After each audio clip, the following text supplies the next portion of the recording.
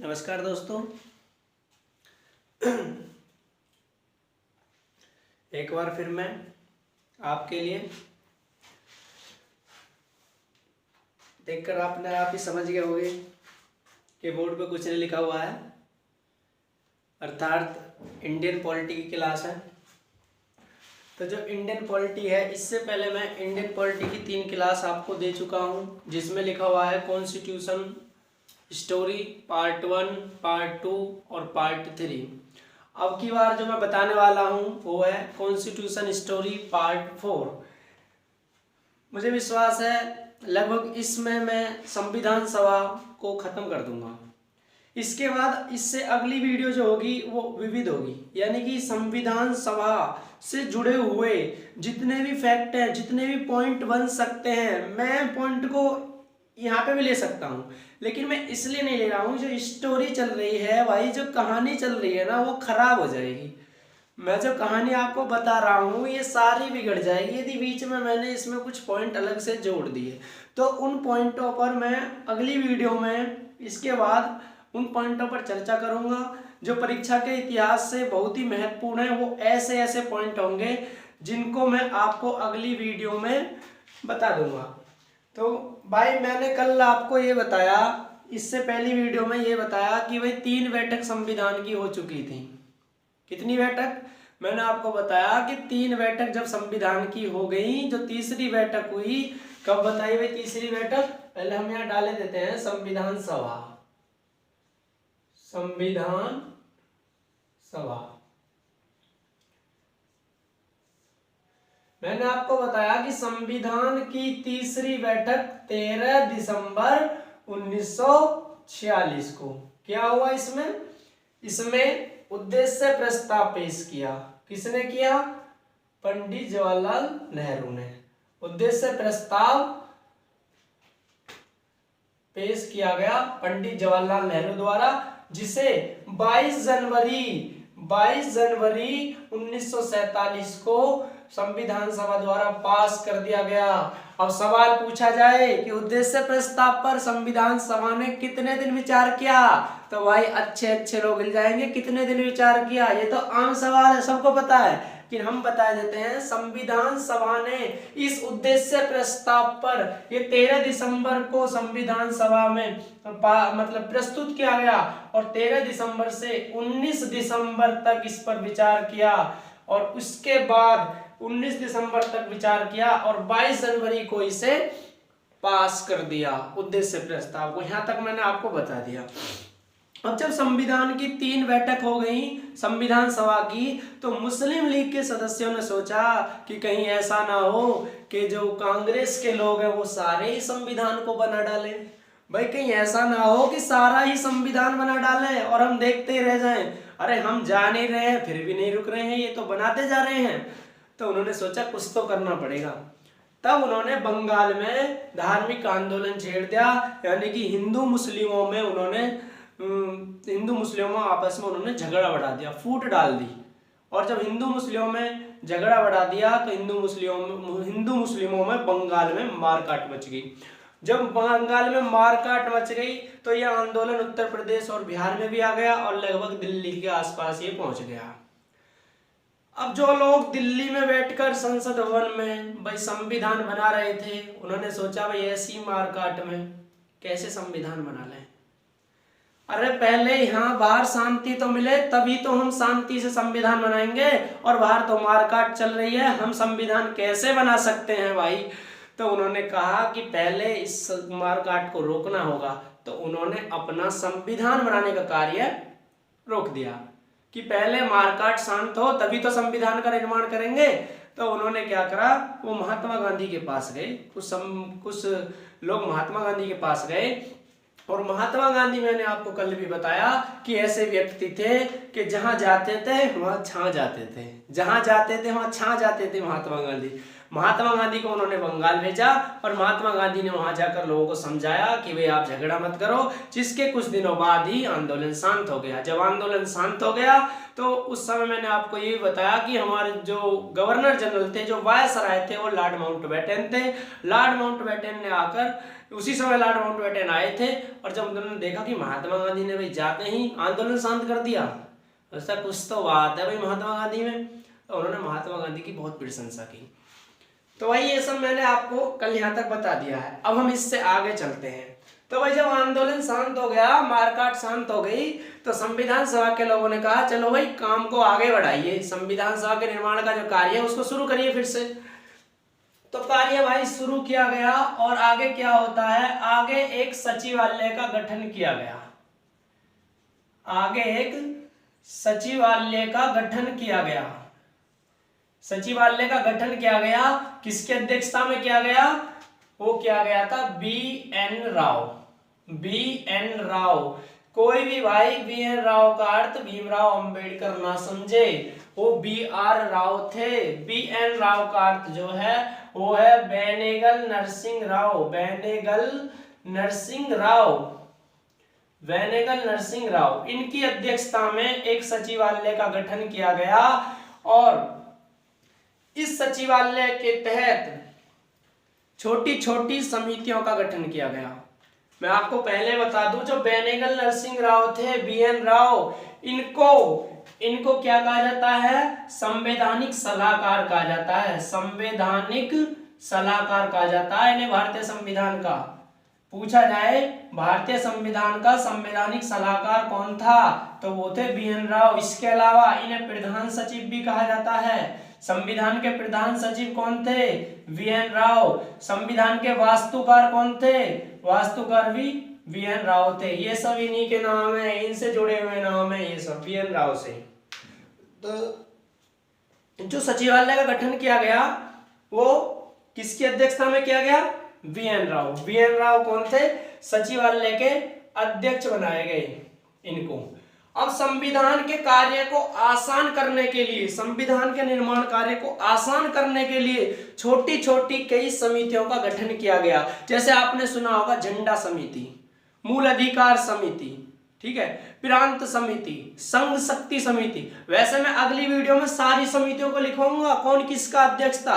जैसे झंडा समिति का गठन किया गया, झंडा समिति के अध्यक्ष कौन थे, तो झंडा समिति के अध्यक्ष भाई कौन थे, तो झंडा समिति के जो अध्यक्ष थे वो जे.वी. कृपलानी थे। झंडा समिति के अध्यक्ष कौन थे, झंडा समिति के अध्यक्ष जो थे वो कौन थे, तो झंडा समिति के जो अध्यक्ष है वो जे.वी. कृपलानी थे। झंडा समिति,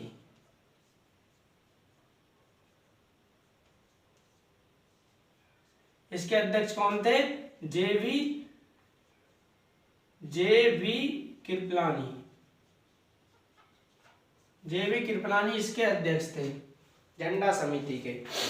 अब ऐसे ही मूल अधिकार समिति गठित की गई, झंडा समिति गठित की गई, प्रांत समिति गठित की गई, ऐसी छोटी छोटी बहुत सारी समिति गठित की गई संविधान के निर्माण कार्य को आसान बनाने के लिए। अब आगे क्या होता है, बी.एन. राव ने इनसे कहा समितियों से, जैसे बी.एन. राव ने जे.वी. कृपलानी से कहा भाई आपको झंडा कैसा होगा भारत का उसके बारे में सुझाव देना है। सचिवालय में आपको सुझाव देना है कि भारत का झंडा कैसा होना चाहिए। ऐसे ही मूल अधिकार समिति से कहा गया अभी आपको सुझाव देना है कितने मूल अधिकार होंगे, किसको सुझाव देना है, सचिवालय में। सचिवालय में रिपोर्ट देनी है आपको कितने मूल अधिकार होंगे, कौन कौन से मूल अधिकार होंगे। ऐसे ही संघ के पास कितनी शक्तियां होंगी, संघ शक्ति समिति का गठन किया गया। तो ऐसी बहुत सारी समितियां थी।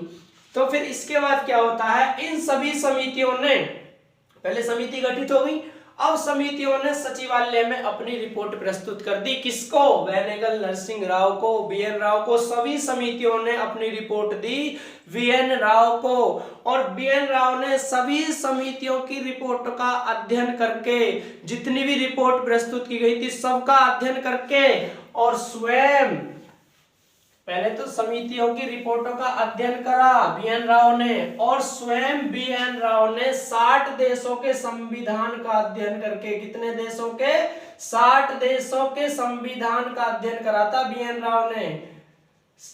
60 देशों के संविधान का अध्ययन करके एक प्रारूप तैयार करा, संविधान का प्रथम प्रारूप। यहां से पूछा जाता है संविधान का प्रथम प्रारूप किसने तैयार किया भाइयों? तो प्रथम प्रारूप जो तैयार करा था वो BN राव ने तैयार करा था, प्रथम प्रारूप BN राव। चलो आप कभी इसको भीमराव अंबेडकर समझने लगे, हम इनका ऐसे नाम लिख देते हैं BN राव। इन्होंने प्रथम प्रारूप तैयार करा था, अर्थात वेनेगल नरसिंह राव ने संविधान का प्रथम प्रारूप तैयार करा 60 देशों के संविधान का अध्ययन करके और सभी रिपोर्टों का अध्ययन करके, जो समितियों ने रिपोर्ट इन्हें प्रस्तुत करी थी सचिवालय में। इन्होंने 60 देशों के संविधान से जो अच्छा लगा वो भारत के संविधान में ग्रहण कर लिया, यानी कि प्रथम प्रारूप में एक रफरी संविधान बनाया, संविधान का जो प्रारूप तैयार करा, जो उनमें अच्छा लगा वो ग्रहण कर लिया, जो ना अच्छा लगा वो छोड़ दिया। तो संविधान का इन्होंने एक रफरी तैयार कर लिया, यानी रफ संविधान इन्होंने तैयार करा था वेनेगल नरसिंह राव ने।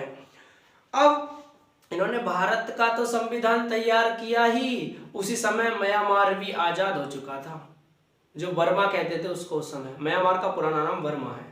तो बर्मा के संविधान का प्रारूप भी किसने तैयार करा था भाई? BN राव ने तैयार करा था। जब BN राव भारत के संविधान का प्रारूप तैयार करते हैं तो बर्मा के लोगों को पता चला कि BN राव ने बहुत अच्छा प्रारूप तैयार करा है इंडिया के संविधान का। तो इन्होंने BN राव को बुलाया कि BN राव आप हमारे देश में भी आइए और हमारे देश का भी प्रारूप तैयार करिए। तो ये BN राव बर्मा गए और वहां जाकर वहां के देशों के लिए जो संविधान था उसका भी प्रारूप इन्होंने तैयार करा था। तो भारत का भी और बर्मा का भी, दोनों का प्रारूप BN राव ने तैयार करा था। इसके बाद जब प्रारूप तैयार हो गया तो BN राव ने संविधान सभा के अध्यक्ष डॉक्टर राजेंद्र प्रसाद को यह प्रारूप सौंप दिया कि आप इस प्रारूप को लिए, मैंने रफरी संविधान तैयार कर दिया है और आप इसको एक बार देख लीजिए, संविधान सभा को दिखा दीजिए, जो आपको अच्छा लगे वो ठीक है, नहीं तो इसमें संशोधन करा दीजिए। अब हुआ क्या, डॉक्टर राजेंद्र प्रसाद को वेनेगल नरसिंह राव पर भरोसा नहीं हुआ। उनको भरोसा नहीं हुआ कि भाई वेनेगल नरसिंह राव ऐसा प्रारूप तैयार कर सकते हैं या नहीं। तो उन्होंने सोचा मैं इसको चेक कराता हूँ। भाई मान लो आप पढ़े लिखे हो लेकिन सबको नहीं पता, मैं अपने ऊपर बता रहा हूँ, मैं कुछ पढ़ा हूं तो कोई विश्वास नहीं करेगा भाई कि भाई पता नहीं कैसा पढ़ा रहा है। कोई भी है तो उसके पास जाते हैं जिस पे लोगों को विश्वास होता है। डॉक्टर राजेंद्र प्रसाद को वेनेगल नरसिंह राव पर विश्वास नहीं था। उन्होंने सोचा पता ना कैसा संविधान का प्रारूप तैयार किया है, इसीलिए वो ब्रिटेन चले गए उस प्रारूप को लेकर। और ब्रिटेन में जो कानून के निर्माता थे, जो विधि विशेषज्ञ थे, उनसे पूछने लगे कि भाई देखना हमारे संविधान में कोई कमी तो नहीं रह गई है। और ब्रिटेन के लोग जो थे उन्होंने राजेंद्र प्रसाद की आलोचना कर दी, उनको बुरा भला कह दिया।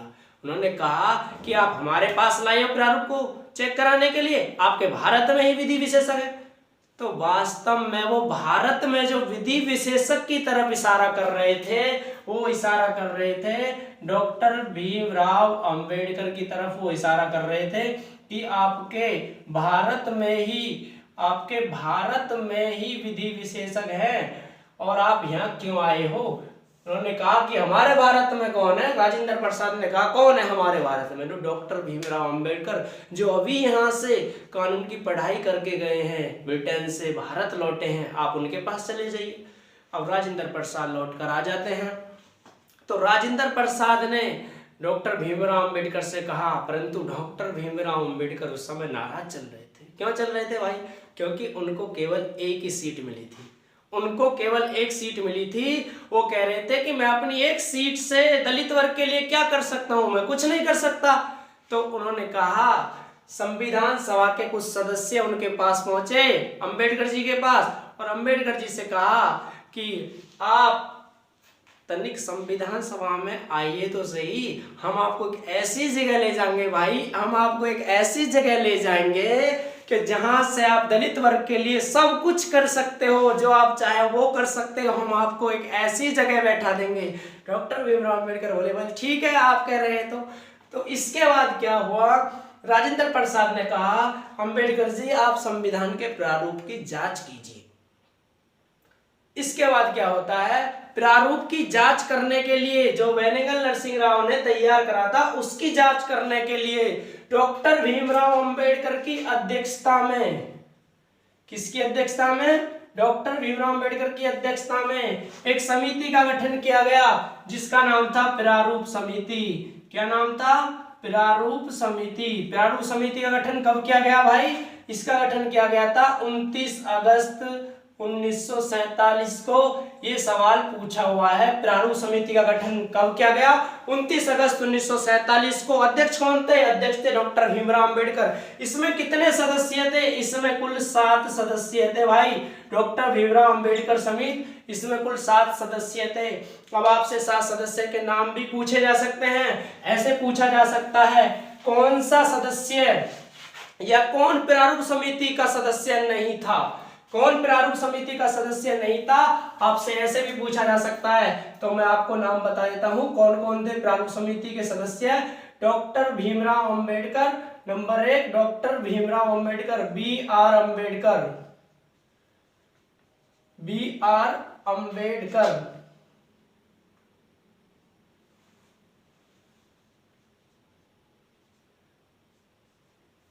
B.R. अंबेडकर, इसके आगे लिख देना, ये इसके अध्यक्ष थे।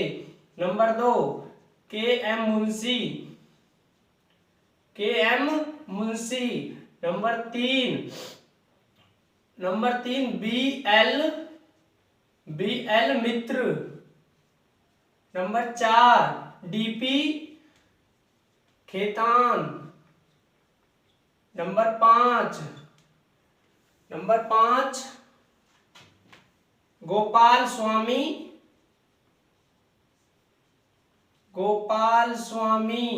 आयंगर। Number 6 Alladi Krishnaswami Ayyar. और नंबर 7 मोहम्मद सैयद सादुल्ला।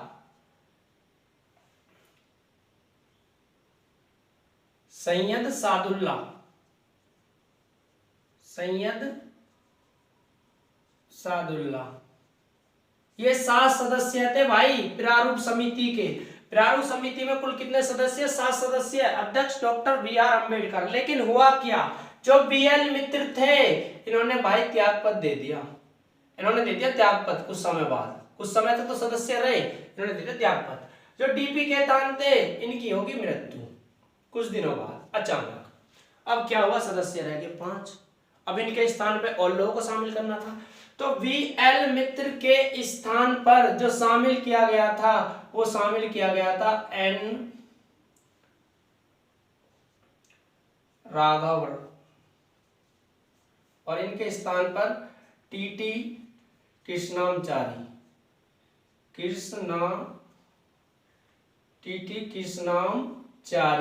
इनको शामिल कर लिया गया भाई। जब D.P. खेतान की मृत्यु हो गई, N. माधव राव है ये, ठीक है। यानी कि B.L. मित्र के जब मृत्यु हो गई, तो मतलब B.L. मित्र ने जब त्यागपत्र दे दिया, तो इनके स्थान पर N. माधव राव को ले लिया गया इस समिति में। D.P. खेतान की मृत्यु हो गई, तो T.T. कृष्णामचारी को इनको शामिल कर लिया गया। अब फिर से 7 सदस्य हो गए। अब क्या हुआ, इस समिति ने, प्रारूप समिति ने अपनी रिपोर्ट कब प्रस्तुत करी भाई, इसने अपनी रिपोर्ट प्रस्तुत करी 21 फरवरी 1948 को इसने अपनी रिपोर्ट प्रस्तुत करी। अब क्या हुआ, प्रारूप समिति ने इसके बाद संविधान का प्रारूप की जांच की, उसका अध्ययन किया, और अध्ययन करके फिर से डॉक्टर राजेंद्र प्रसाद को सौंप दिया। प्रारूप समिति ने संविधान का अध्ययन करा, मतलब संविधान का जो प्रारूप था उस पर विस्तार से उसका अध्ययन किया, उस पर चर्चा की सभी सदस्यों ने, और उसकी जांच करके राजेंद्र प्रसाद को सौंप दिया। इसके बाद राजेंद्र प्रसाद ने उस प्रारूप को संविधान सभा में ले गए। राजेंद्र प्रसाद उस प्रारूप को कहाँ ले गए? संविधान सभा में। संविधान सभा में ले जाकर संविधान सभा में उसकी जांच कराने के लिए उससे संविधान सभा के सदस्यों से कहा कि इसका अध्ययन करो प्रारूप का, देखो कोई कमी तो नहीं रह गई, आपकी नजर से कुछ कमी तो नहीं है इसमें, ऐसे करके देखो इसको। तो संविधान सभा ने प्रारूप की जांच करने के लिए, संविधान सभा ने प्रारूप की जांच करने के लिए 3 वाचन संपन्न किए। अब ये पूछा जाता है संविधान के प्रारूप में कुल कितने वाचन संपन्न हुए? 3 वाचन संपन्न हुए भाई, 3 वाचन संपन्न हुए थे संविधान के प्रारूप पर। अब इनकी डेट भी देख लो, कब से कब तक। पहला वाचन जो चला था वो चला था 4 नवंबर से लेकर 9 नवंबर, 4 नवंबर से लेकर 9 नवंबर 1948, 4 नवंबर से लेकर 9 नवंबर 1948 तक प्रथम वाचन, ये हुआ था प्रथम वाचन। 4 नवंबर से लेकर 9 नवंबर 1948 तक प्रथम वाचन चला था भाई। इसके बाद दूसरा वाचन चलता है भाई 15 नवंबर 1948 से लेकर 15 नवंबर 1948 से लेकर, और ये चलता है 17 अक्टूबर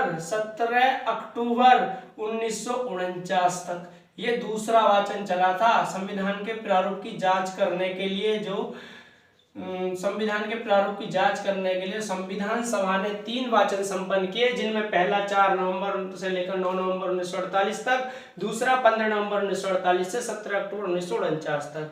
जो दूसरा वाचन था उसमें विस्तार से संविधान के प्रत्येक खंड पर विस्तार से चर्चा की गई थी इसमें, इसीलिए सबसे लंबा समय तक चला था, लगभग 1 साल तक चल रहा है भाइयों। इसमें संविधान के प्रत्येक खंड पर विस्तार से चर्चा की गई, बहसें हुई, अध्ययन किए, मतलब इसमें संशोधन किए गए। जो BN राव ने प्रारूप तैयार किया था दूसरे वाचन के दौरान, उसमें संशोधन भी किए गए थे, बहस भी चली कि ये नहीं होना चाहिए, ये होना चाहिए, इसीलिए लंबे समय तक आगे बढ़ता रहा, लंबे समय तक ये चलता रहा।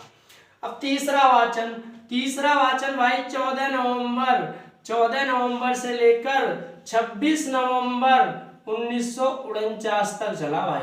14 नवंबर से लेकर 26 नवंबर 1949 तक तीसरा वाचन चला, और इस वाचन के दौरान डॉक्टर भीमराव अंबेडकर ने सोचा कि अब संविधान में कोई भी कमी नहीं है, अब संविधान पूरी तरह से बनकर तैयार हो गया है। तो जब डॉक्टर भीमराव अंबेडकर ने सोचा संविधान में अब कोई कमी नहीं है, अब संविधान को पारित करा दिया जाना चाहिए, तो डॉक्टर भीमराव अंबेडकर ने संविधान सभा में संविधान के पारित करने का प्रस्ताव रखा। इस वाचन के दौरान ही जब तीसरा वाचन चल रहा था तो डॉक्टर भीमराव अंबेडकर ने संविधान सभा में संविधान को पास करने का प्रस्ताव रखा कि संविधान को पास किया जाए, जिसके बाद संविधान सभा ने 26 नवंबर 1949 को संविधान का जो पारित करने का प्रस्ताव था उसे पारित कर दिया, यानी कि संविधान को पारित कर दिया संविधान सभा ने 26 नवंबर 1949 को। तीसरा वाचन जब चल रहा था, अंबेडकर जी ने कहा कि अब इसमें कोई कमी नहीं है, संविधान को पास कर दिया जाना चाहिए, और एक संविधान सभा के समक्ष प्रस्ताव रखा कि संविधान को पास कर दो, और संविधान सभा ने उस प्रस्ताव को कब स्वीकार कर लिया? 26 नवंबर 1949 को स्वीकार कर लिया, या उसे फिर पास कर दिया। इसी दिन हमारा संविधान पारित हो गया। हमारा संविधान पारित कब हुआ? 26 नवंबर 1949 को पारित हो गया, या फिर इसी दिन हमारा संविधान अंगीकार हुआ, या फिर बनकर तैयार हुआ। पूछा जाए संविधान कब बनकर तैयार हुआ? 26 नवंबर 1949 को। संविधान कब पारित हुआ? 26 नवंबर 1949 को। संविधान कब अंगीकार हुआ? 26 नवंबर 1949 को। लेकिन भाई कोई भी ये ना कहे कि संविधान लागू कब हुआ, ये गलत है। फिर ये केवल पारित हुआ, अंगीकार हुआ, बनकर तैयार हुआ, लेकिन भाई लागू नहीं हुआ, अभी बनकर तैयार हुआ। इसके बारे में कुछ और सुनो। जिस दिन संविधान पारित किया गया, यानी कि 26 नवंबर 1949 को संविधान सभा में कुल 284 सदस्य उपस्थित थे। 284 सदस्य उपस्थित थे भाई जिस दिन ये पारित किया गया था। कितने सदस्य थे? 284 सदस्य थे। इन 284 सदस्यों में से 8 महिलाएं थी। कितनी महिलाएं थी? 8 महिलाएं थी। उन 8 महिलाओं में 3 महिला प्रमुख थी। Number 1 Shrimati Sarojini Naidu. Number 2 Hansa Mehta. Number 3 Durgabai Deshmukh. ये 8 महिलाओं में ये 3 महिला मुख्य थी। इन 284 सदस्य, यानी कहने का अर्थ है 26 नवंबर 1949 को संविधान सभा में 284 सदस्य उपस्थित थे, जिनमें 8 महिलाएं थी, जिनमें 3 महिलाएं प्रमुख थी। तो जिस दिन संविधान पारित हुआ कुल कितने सदस्यों ने हस्ताक्षर किए? तो आपका उत्तर होगा हस्ताक्षर किए भाई 284 सदस्यों ने। जिस दिन संविधान पारित हुआ उस दिन ये हस्ताक्षर हुए थे 284 सदस्यों के। कोई बात नहीं, संविधान हो गया पारित। अब सवाल आता है संविधान के निर्माण में कितना समय लगा? वे बिल्कुल बेकार क्वेश्चन है, सबको पता है। संविधान बनना कब तैयार हुआ भाई? 9 दिसंबर को संविधान बनना तैयार हुआ था, 9 दिसंबर 1946 को। और कब बनकर तैयार हो रहा है? 26 नवंबर 1949 को। तो कितना वर्ष का समय लगा था संविधान के निर्माण में? 3 वर्ष लगे भाई, 11 माह लगे। 3 वर्ष 11 माह 18 दिन, 3 वर्ष 11 माह 18 दिन का समय लगा संविधान के निर्माण में। ये भी सवाल आपको सबको पता है, कोई बात नहीं। एक सवाल और आता है, जो बेनेगल नरसिंह राव ने संविधान का प्रथम वाचन संपन्न किया था, जो प्रथम वाचन तैयार किया था, प्रथम प्रारूप, संविधान का जो प्रथम प्रारूप तैयार किया था, उस पर कुल कितने दिन बहस चली? ये बहुत जरूरी है। जो बेनेगल नरसिंह राव ने संविधान का प्रथम प्रारूप तैयार किया, संविधान के प्रथम प्रारूप पर कितने दिन बहस चली? तो संविधान के प्रथम प्रारूप पर जो बहस चली भाई, वो चली थी कुल 114 दिन। कितने दिन? 114 दिन। ये भी याद रखना है, 114 दिन बहस चली थी संविधान के प्रथम प्रारूप पर। अब आगे, संविधान बनकर तैयार कब हो गया? संविधान बनकर तैयार हो गया 26 नवंबर 1949 को। और जब ये बनकर तैयार हुआ हमारा संविधान, तो इसमें कुल 395 अनुच्छेद थे। कितने अनुच्छेद थे? 395 अनुच्छेद थे। और इसमें 8 अनुसूचियां थी, 8 अनुसूचियां थी इसमें, और 22 भाग थे। अब वर्तमान की बात करें तो जब हम आपको पढ़ाएंगे तो वर्तमान में बताएंगे कितने थे। 395 अनुच्छेद, 8 अनुसूचियां, 22 भाग थे। कब? 26 नवंबर 1949 को, जब संविधान बनकर तैयार हुआ। अब संविधान बनकर जब तैयार हुआ था 26 नवंबर 1949 को, तो इसके 16 अनुच्छेदों को उसी दिन लागू कर दिया था। 16 अनुच्छेदों को लागू कर दिया भाई। कहीं कहीं आपको 15 भी मिल सकता है। 16 अनुच्छेदों को उस दिन लागू कर दिया था, कोई बात नहीं। इसके बाद अब आपके दिमाग में एक सवाल आया, भाई गणतंत्र दिवस मनाते हैं 26 जनवरी 1950 को, क्यों मनाते हैं? उस दिन हमारा संविधान लागू हुआ, लेकिन संविधान बना कब? 26 नवंबर 1949 को। ऐसा क्यों भाई? 26 जनवरी 1950 को गणतंत्र दिवस, मतलब 26 जनवरी को गणतंत्र दिवस क्यों मनाया जाता है? क्यों मनाया जाता है? क्योंकि हमारा संविधान लागू हुआ था 26 जनवरी 1950 को। हमारा संविधान लागू कब हुआ? संविधान लागू कब हुआ? संविधान लागू हुआ था 26 जनवरी 1950 को, और बनकर तैयार हुआ था 1949 में। 26 जनवरी 1950 को भाई लागू हुआ था इस दिन ये। अब ऐसा क्यों हुआ? बनकर तैयार हो गया 26 नवंबर को, लागू क्यों नहीं किया गया? क्योंकि एक बात थी मॉडर्न हिस्ट्री की, कि वर्ष 1930 में 26 जनवरी वर्ष 1930 को अंग्रेजों के शासन काल में भारतीयों ने अपना प्रथम स्वाधीनता दिवस मनाया था। स्वाधीनता दिवस मनाया था 26 जनवरी को, रावी नदी के तट पर स्वाधीनता दिवस मनाया गया। पंडित जवाहरलाल नेहरू ने रात को 11 बजे तिरंगा फहराया था रावी नदी के तट पर 26 जनवरी 1930 को। इसीलिए संविधान सभा के लोगों ने कहा कि संविधान भाई बनकर तो तैयार हो गया है 26 नवंबर को, लेकिन हम इसे लागू 26 जनवरी को करेंगे। क्यों करेंगे? क्योंकि हमने ब्रिटिश शासनकाल में अपनी गुलामी के दौरान 26 जनवरी 1930 को अपना पहला स्वाधीनता दिवस मनाया था।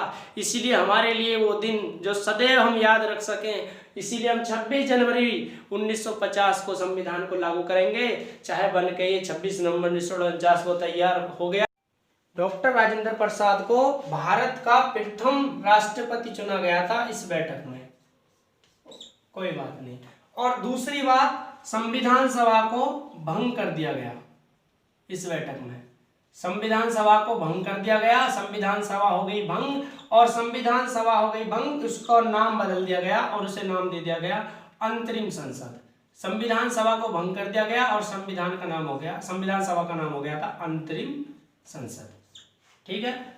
राजेंद्र प्रसाद को राष्ट्रपति बनाया गया भारत का पहला, किसमें? 24 जनवरी 1950 को संविधान की अंतिम बैठक में। संविधान सभा भंग हो गई, उसका नाम हो गया अंतरिम संसद। अंतिम संसद नहीं है, ये अंतरिम संसद है। अंतरिम यानी कि अस्थायी संसद, अंतरिम संसद का दर्जा दे दिया गया। संविधान सभा भंग हो गई और इसके अलावा इसी बैठक में राष्ट्रगान को अपनाया गया संविधान सभा द्वारा। राष्ट्रगान को भी इसी बैठक में अपनाया गया था भाई, राष्ट्रगान को अपनाया गया। ये इसमें मुख्य पॉइंट है। अब एक सवाल आता है, भारत के प्रथम राष्ट्रपति राजेंद्र प्रसाद को किसके द्वारा चुना गया? भाई संविधान सभा के द्वारा चुना गया।